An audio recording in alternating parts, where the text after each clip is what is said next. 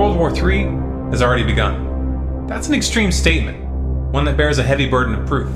You should be skeptical. However, it's important to note that real skepticism is not blind disbelief, but rather the suspension of belief until sufficient evidence is provided. In this video, we're going to provide you with that evidence. Everything we talk about here will be documented in links in the description. I strongly encourage you to do your own research and to verify what we're talking about. Let's start with the definition of a world war. World War I and World War II weren't named as such because they involved every single country on the planet, but rather because these conflicts drew in the most powerful nations and were spread out over a large geographical area. Now, though the reductionist history we're taught in school marks the beginnings of the first two world wars at specific physical flashpoints such as Hitler's invasion of Poland for Europe or the attack on Pearl Harbor for the United States, the early stages of these conflicts had actually begun to develop many years prior. For example, Japan's attack on Pearl Harbor was a culmination of many months of intentional provocation by the US. This was revealed in the 8 Points Bulletin, which was declassified years later, but it's still never mentioned in textbooks. Likewise, the mutual defense treaties which were immediately activated by this attack were already in place, and the secondary results could have easily been predicted by anyone who had been paying attention. Unfortunately, at that time, the internet wasn't available. The public was caught completely off guard. World War I planted the seeds for World War II, which transitioned directly into the Cold War. In the post-World War II era, the advent of the CIA and the strategy of using politically motivated NGOs to destabilize countries changed the way war was waged, placing a much greater emphasis on covert operations and proxy wars than outright combat. Such operations blurred the definition of war, particularly in the mind of the public, and it made it much harder to define clear start points and end points. Can you name all the countries the US toppled between 1950 and 1991? Most people can't.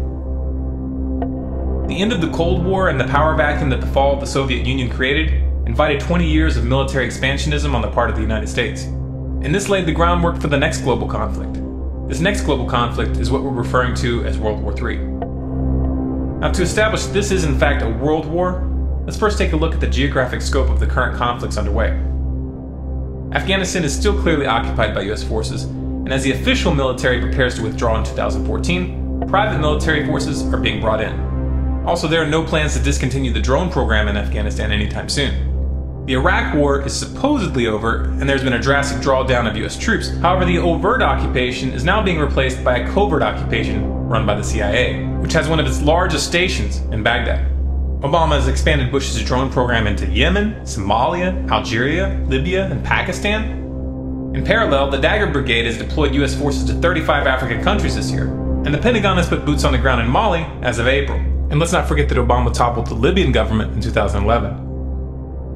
The US has been running intensive war games and drills with South Korea since February, and they are ongoing in spite of the lack of media attention in the past month. North Korea is calling these drills, which included simulated nuclear strikes and naval maneuvers, wanton provocations and rehearsals for war.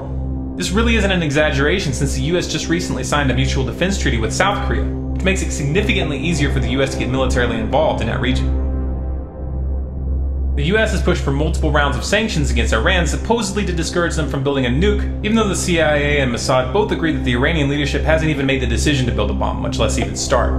The US and Israeli governments aren't one to let pesky little things like facts keep them from promoting military strikes on Iran, but since they haven't gotten much traction with this approach from the international community, they've moved on to less direct tactics. And that brings us to Syria. Iran's closest ally is Syria. And on Friday, May 3rd, 2013, Israel attacked Syria. This after their attempt at framing the Syrian government for chemical weapons fell apart. The US has been stepping up its material support for the Syrian rebels, though they still publicly claim that they aren't supplying them with weapons. This is just a public relations smokescreen. On May 26, Lebanon was attacked by NATO-backed insurgents due to Hezbollah's support for the Syrian government. Russia has taken a firm stand against US, NATO, and Israeli attempts to topple the Syrian government, and is still planning to send a shipment of S-300 anti-aircraft missiles to the country.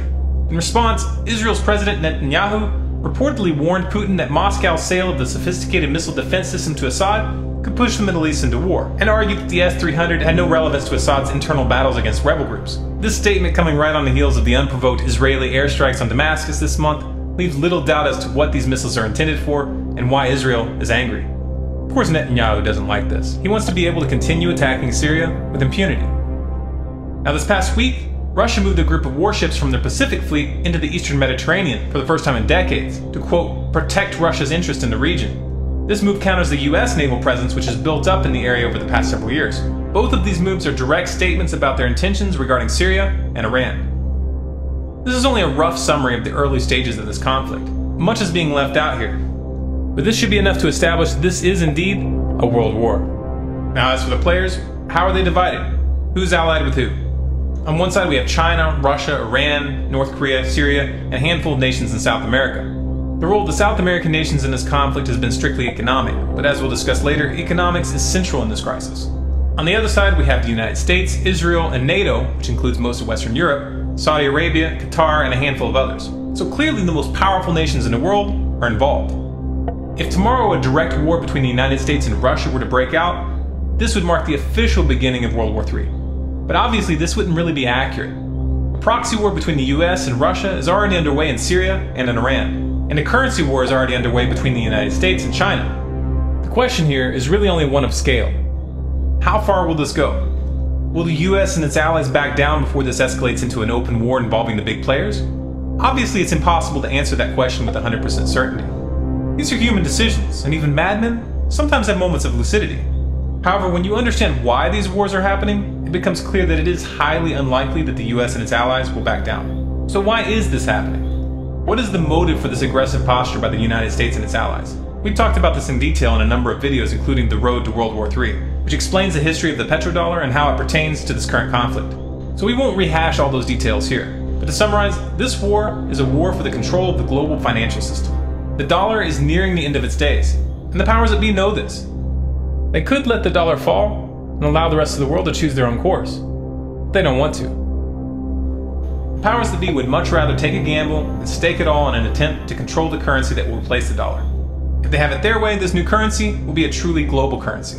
I think we've all got to move towards that opportunity, and I think the challenge also is whether we should move towards an international currency, because the speculation and the complexity of currency has caused some of the irritation, not only among the trading nations, but among individuals. This global currency will be accompanied by global government, which they will claim is necessary to prevent another tragic war like the one they're setting off right now. It's a classic problem-reaction-solution setup, where those that create the problem manipulate the public into accepting a solution that puts more power into their hands. They are going to attempt this one way or another. If they don't, then they will lose everything. The question is, how will we respond? Will you fall for this? Will you send your sons and daughters to fight in these corrupt wars with your eyes closed and your hand on your heart? Or will you at least speak out? This is the real variable. This is what will determine the final outcome. If you appreciate this message, and if you want others to hear it, you can help by liking this video, adding it to your favorites, and sharing it to Facebook, Twitter, your blog, and by sending it to your friends via email. If you'd like more videos like this, subscribe to Storm Clouds Gathering on YouTube. For updates and bonus content, be sure to follow us on Facebook at facebook.com/stormcloudsgathering, on Twitter at Collapse Updates, and our website is stormcloudsgathering.com.